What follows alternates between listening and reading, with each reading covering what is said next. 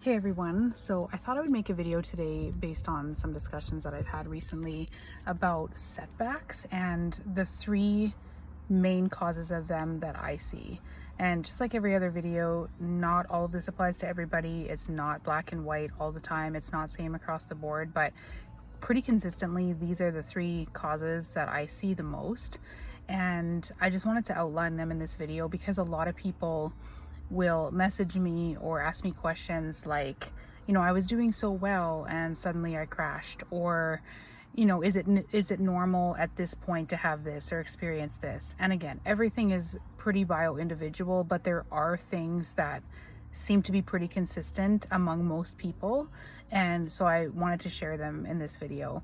The first one is stress. So this is usually talking about emotional, psychological stress, like life stressors, as opposed to chemical stress or physical stress. I'm talking specifically here about difficult things in life that would cause the average person some stress that really seems to knock people in withdrawal back into feeling acute symptoms. And I have so many people say to me all the time, especially in acute withdrawal, which in my definition is when your symptoms are pretty much 24/7 and you don't really get relief. And a lot of times that's in the first 6 months, although it can vary widely. And a lot of people find 2 to 6 months off to be the most difficult of all of the time. But that's not to say that you can't be knocked back into feeling acute-like symptoms further along in your journey. And one of the reasons for that is often stress. And people will say too to me, especially if they're in that acute phase, it can be the most minor stressor that wouldn't even really be a blip in someone's radar normally, or wouldn't be a blip in my own radar under normal circumstances, but the smallest thing can set me off. And that was my experience as well. It was not just life stress, but anything that would stimulate the nervous system. But life stress was a big one of them. But anything like caffeine or things that are known to kind of ramp you up, even cardiovascular exercise, something that I enjoyed immensely for many years, was suddenly too much for me. And so things like that can really set people back. And some people will take that as, well, that means I'm never going to be able to live a normal life. Life is all about stress and dealing with stress. There's no such thing as a stress-free life. So how am I supposed to live the rest of my days without any stress? And I just wanted to say that that's not always going to be the case. Yes, I think you can have a fragile central nervous system for a long time in this, and I'm still vulnerable to setbacks as well. Although as I get further out, it takes more and more to cause me to feel shaken up than it used to. So I do believe, and I've made other videos about this, that a lot of times, there's a resolution of symptoms, or the symptoms really dialing down, and then the second phase of recovery is building up that resilience again. And that's the phase that I'm in. But stress is really a main factor in setbacks. And I wanted to, reiterate that in this video because I get asked that question so many times. And again, it doesn't mean after this living a stress-free life. It just takes some time to build that resilience up again to where your body and mind can bounce back from normal everyday life things. But it does take quite a bit of time. But most people too, like when I talk to people who are recovering or who have recovered, they say that naturally just having a resolution of symptoms, it gives them so much hope and peace and what's the word I'm looking for? Drive to keep going further in their recovery, because that is really what people find the most distressing. And the stress part really does affect you more in the beginning typically than it does further down the road. And this can include other types of stress too, like physical stress, like viruses, illnesses, chemical stress, like when people drink alcohol again for the first time in a long time. But I just wanted to address emotional and psychological stress here, because it really is something that I see putting people into setbacks a lot of the time, and they maybe don't understand why, or they don't understand why that would cause a setback, because they'll say, well, I never took anything. Why am I experiencing such acute symptoms? but a lot of times this is earlier on in your recovery, and the stress affects you that much more early on. So hopefully that makes sense.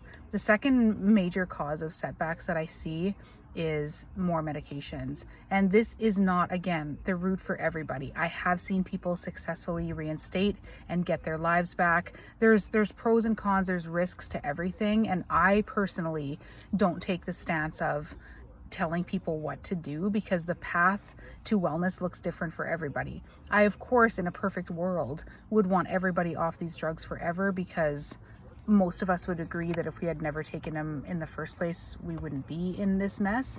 But there are things that influence people's decision on the road to recovery or the path to get to wellness again. And that can really include family pressures, because I talk to people whose their family members are pressuring them and saying, if you don't try something or you don't go back on meds, then we're going to send you into the hospital involuntarily. I've talked to people who have had that situation. So deciding whether or not to reinstate or to take other drugs is not just a personal decision, but there's a lot of things that can factor in. I just got to back up. This guy's going to hit me, I think. A lot of things that factor into that decision. And one of them is the people around you. Like, what is their stance on everything, and what are they pressuring you to do? My own family was like, we don't ever want you touching those drugs ever again, and were like forbidding me to take them at a certain point after my reinstatement, because they're like, this is not you at all. And it's like, we've seen the corruption and all of the things that have happened to you because of these drugs and as a fallout of these drugs. And so I was in that situation, but not everybody is. And so the decision to reinstate is like I said, very personal. But especially initially, it can definitely cause a setback. And for a lot of people, even though reinstatement can be successful for some people, for a lot of people it makes things worse. And from the people that I've seen with successful reinstatements, a lot of times it takes multiple drugs, because they're in such a hyper-reactive state. Say they've kindled multiple times, they've tried to go on and off, but they have this immense pressure from their family or their doctors or whoever to go back on, and they'll just say, I can't take it anymore, I have to try something. So they go back on, and because their system tends to be so jacked up, they'll sometimes need more than one drug to bring things back down and to feel better again.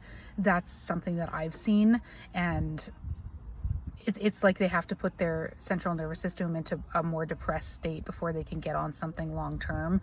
Some people take Benzo, some people take something like gabapentin, some people will take just sedating drugs in order to get them back on something that will stabilize them in the long term.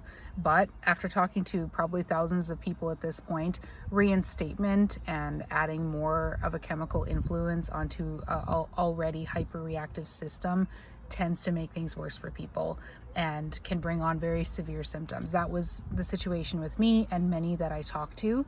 So I have to say that more medications can be a major cause of setbacks or going back into severe symptoms. And the third one is female hormones. And again, I don't want people to misconstrue this and be like, well, it's just, what am I supposed to do? It's part of being a female, and there's nothing I can do about that. How am I supposed to change that? But I mean, typically in areas of life or times in a woman's life where hormones tend to wreak more havoc.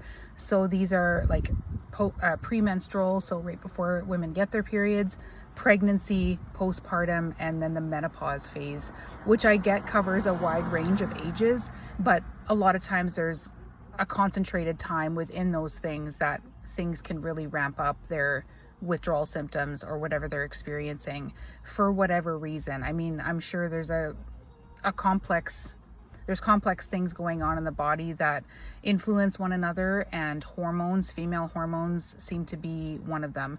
And that is not even talking about synthetic hormones that women take. So this could be birth control pills, it could be hormone replacement therapy. I realize there's bioidentical, but I'm talking about like synthetic things. I do see that and have talked to several women where that's been a huge issue, and they maybe were misdiagnosed as having as the cause of their symptoms being from a stage of life when it was more so from withdrawal from the drugs, and then they're put on hormones of some type, and then that causes even more severe symptoms. So I've seen there's all kinds of causes, and sometimes there seems to be no cause at all for a setback or a returning of symptoms. And I'm definitely not trying to place blame on anybody or say you should or shouldn't do any of these things. I'm just saying that that's commonly what I see. And again, there's also times when things just come back and you really have no idea why. So I tend to view setbacks as something having a more definite cause, whereas waves are just kind of a natural sort of ebb and flow of recovery of the nervous system, if that makes sense. So let me know your thoughts on this. Would you agree? Have you experienced these causes of setbacks? Is there something that I'm forgetting? Let me know, because I thought it was important to speak on this topic because it comes up so much.